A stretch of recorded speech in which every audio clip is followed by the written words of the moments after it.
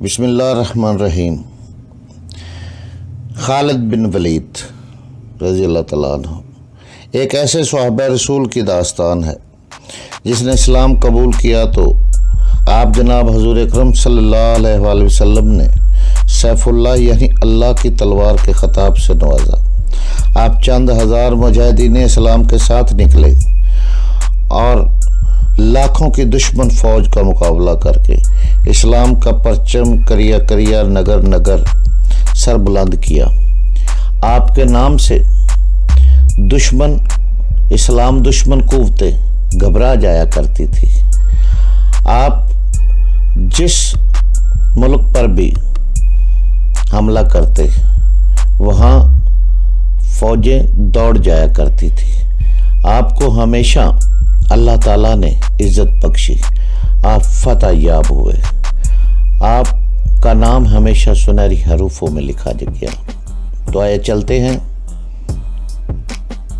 خالد بن ولید کی کہانی کی طرف۔ یہ ناول، یہ داستان ایمان فروز ہے۔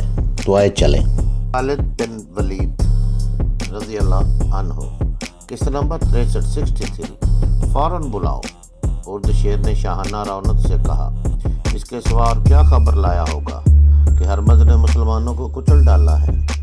کیا حیثیت ہے عرب کے ان بدوؤں کی جنہوں نے کھجور اور جو کے سوا کھانے کی کبھی کوئی چیز نہیں دیکھی؟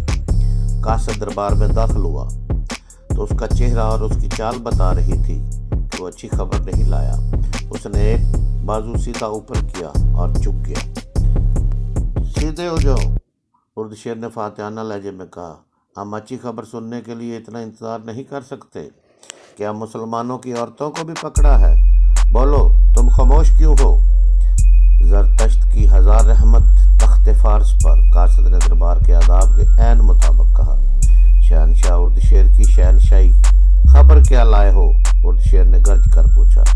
عالی مقام، ہرمز نے کمک مانگی ہے، قاصد نے کہا۔ ہرمز نے؟ اردو شیر چونک کر آگے جھکا اور اس نے حیران ہو کر پوچھا، کمک مانگی ہے؟ کیا وہ مسلمانوں کے خلاف لڑ رہا ہے؟ کیا وہ پسپا ہو رہا ہے؟ ہم نے سنا تھا کہ مسلمان لٹیروں کے ایک گروہ کی مانند ہے۔ کیا ہو گیا ہے ہرمز کو؟ کیا اس نے سپاہ کو زنجیروں میں نہیں باندھا تھا؟ بولو۔ وہ دربار پر سناٹا چھا گیا، جیسے وہاں کوئی نہ ہو اور در و دیوار چپ ہو۔ شہنشاہ فارس کی شہنشاہی افق تک پہنچے۔ قاصد نے کہا، زنجیریں باندھی تھی، مگر مسلمانوں نے ایسی چالیں چلی کہ یہی زنجیریں ہماری سپاہ کے پاؤں کی بیڑیاں بن گئی۔ مدینہ والوں کی تعداد کتنی تھی؟ بہت تھوڑی شہنشاہ فارس، قاصد نے جواب دیا۔ ہمارے مقابلے میں ان کی تعداد کچھ بھی نہیں تھی، لیکن دور ہو جاؤ ہماری نظروں سے۔ شہنشاہ شیر گرجا اور ذرا سوچ کر بولا، فقارن کو بلاؤ۔ کارن بن کریاس ایرانی فوج کا بڑا ہی قابل اور دلیر سپہ سالار تھا۔ وہ بھی ہرمز کی طرح لاکھ درہم کا آدمی تھا۔ ہرمز کی ٹوپی کی طرح ٹوپی پہنتا تھا۔ اطلاع ملتے ہی دوڑا آیا۔ کارن، اردو شیر نے کہا، کیا تم اس خبر کو سچ مان سکتے ہو کہ ہرمز نے مسلمانوں کے خلاف لڑتے ہوئے کمک مانگی ہے؟ اردو شیر نے درباریوں پر نگاہ دوڑائی تو تمام درباری اٹھ کھڑے ہوئے، سب تعظیم کو جھکے اور باہر نکل گئے۔ اردو شیر کارن کے ساتھ تنہائی میں بات کرنا چاہتا تھا۔ کیا یہ قاصد مسلمانوں کا آدمی تو نہیں ہے جو ہمیں دھوکہ دینے آیا ہو؟ مسلمان اتنی جرت نہیں کر سکتے، کارن نے کہا۔ میدان جنگ میں ذرا سی غلطی پانسا پلٹ دیا کرتی ہے۔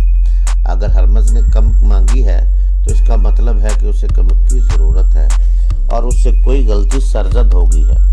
کیا مسلمانوں میں اتنی ہمت ہے کہ وہ ہماری فوج کو پسپا کر سکے؟ اردو شیر نے پوچھا۔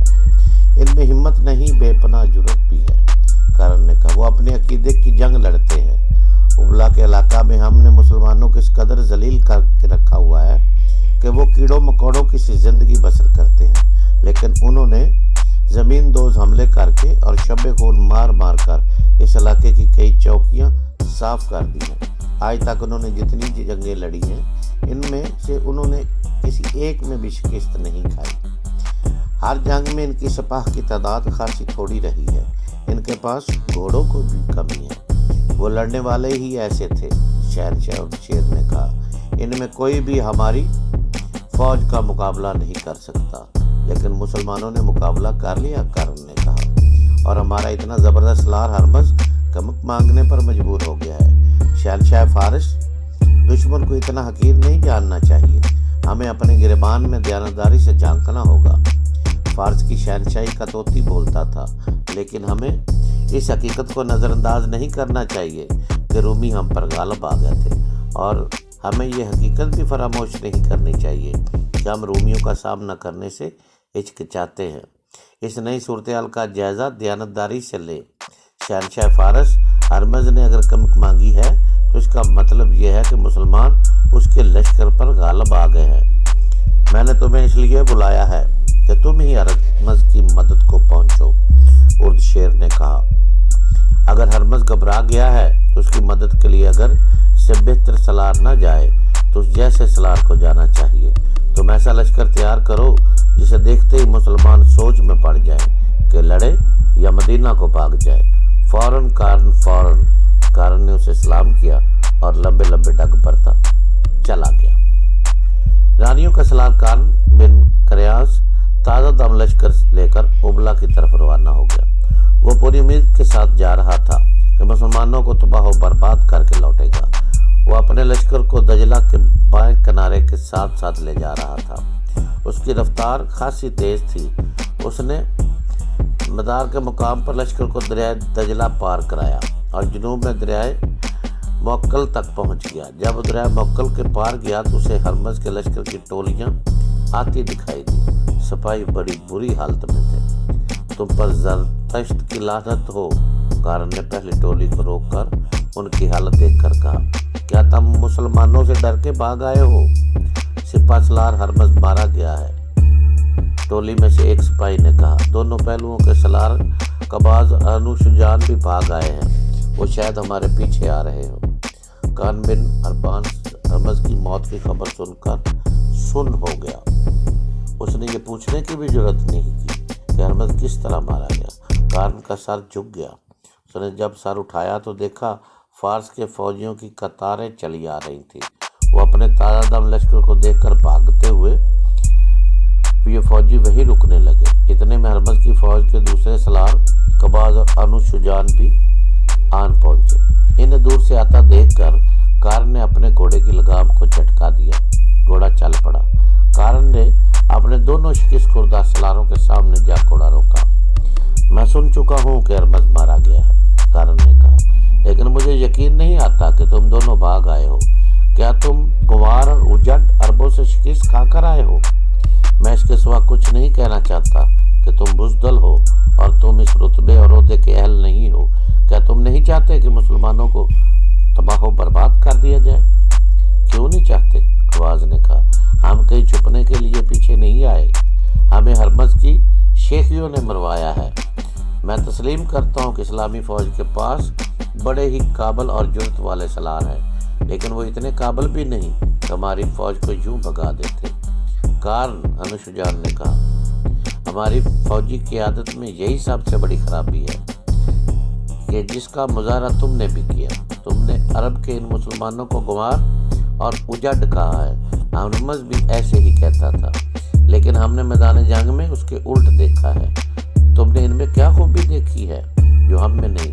कारण ने पूछा, ये पूछो कि हम में क्या खामी है जो उनमें नहीं। अनुशुजान ने कहा, हम अपने 10-12 सिपाहियों को एक जंजीर से बांध देते हैं कि वो जम कर लड़े और भागे नहीं, इसलिए हम आमने सामने की जंग लड़ते हैं।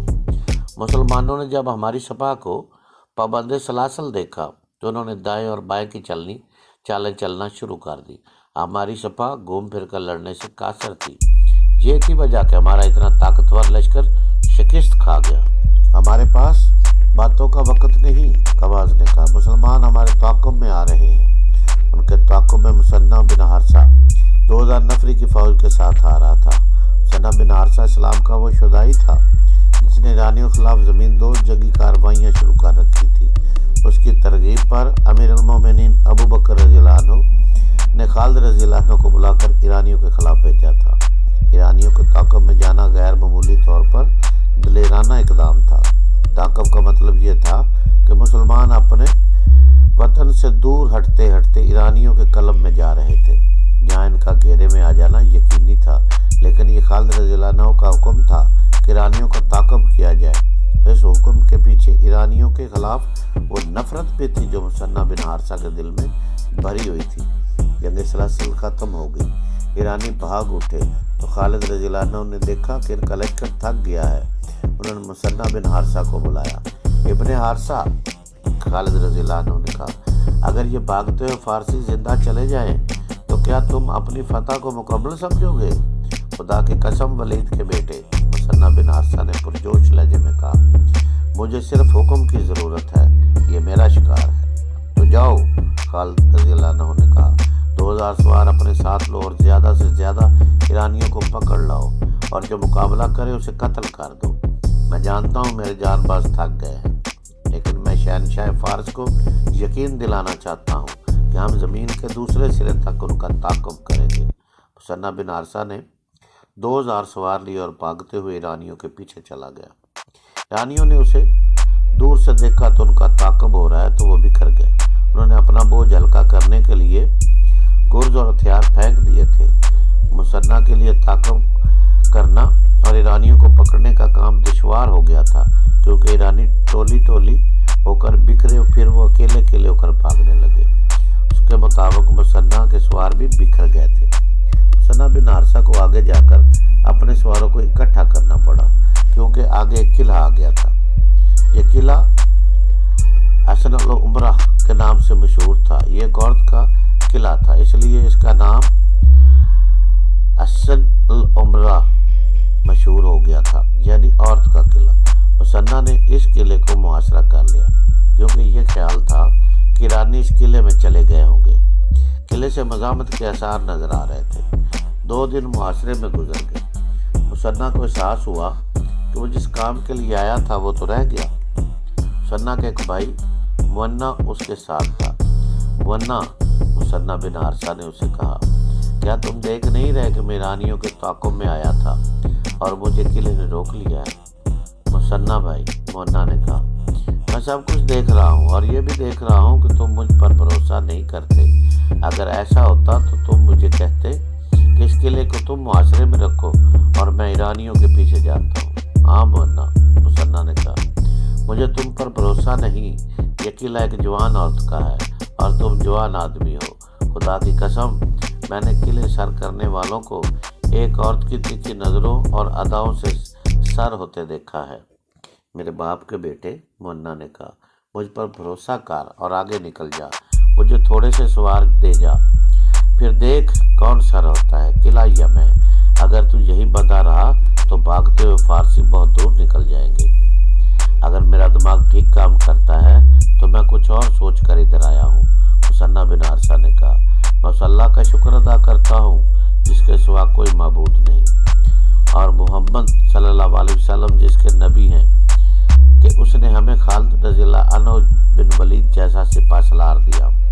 مدینہ کی خلافت سے اسے جو حکم ملا تھا وہ اس نے پورا کر دیا، لیکن وہ اس پر مطمئن نہیں۔ وہ فارس کی شہنشاہی کی جڑیں اکھاڑ پھینکنے پر تلا ہوا ہے۔ وہ مدائن کی اینٹ سے اینٹ بجانے کا عزم کیے ہوئے ہے۔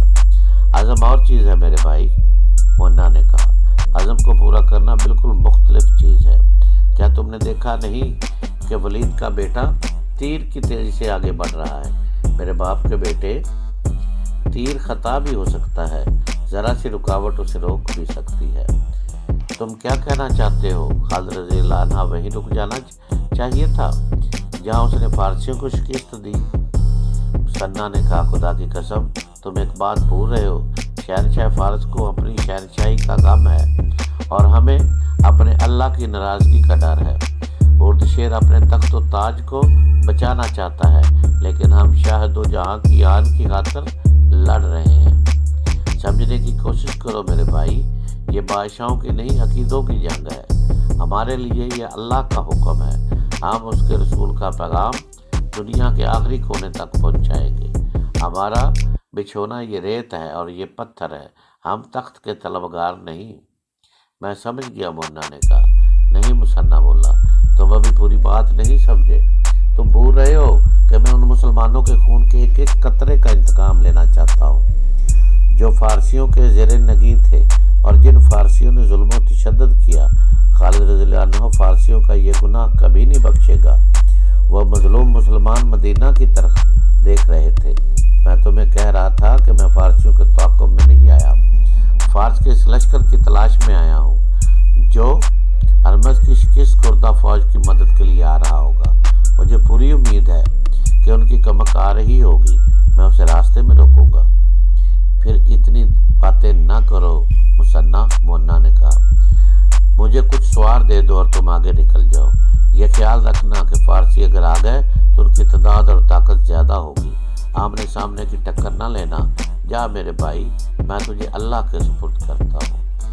کسی بھی مورخ نے سواروں کی صحیح تعداد نہیں لکھی جو مثنیٰ اپنے بھائی مونا کو دے کر چلا گیا تھا۔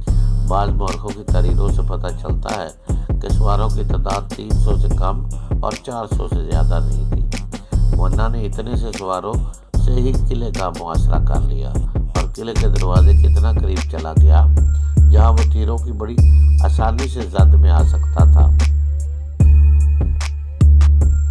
دروازے کے اوپر جو برج تھا اس میں خوبصورت عورت نمودار ہوئی۔